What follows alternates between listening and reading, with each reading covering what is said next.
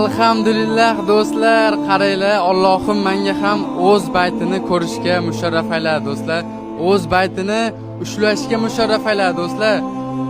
Yo'lda menga yaxshilik qilganlarga, hammaga, kuzatganlarga, yomon ko'rganlarga ham Allohim o'z uyiga chaqirsin. O'z baytini ushlashga musharraf aylasin do'stlar.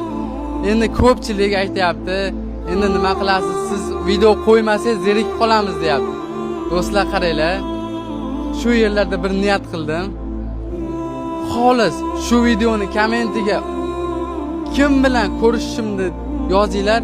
Inshaalloh shu yerlarda niyat qilib, o'sha inson bilan ko'rishib, o'z yurtimga, o'z O'zbekiston vatanimga chaqirishga harakat qilaman.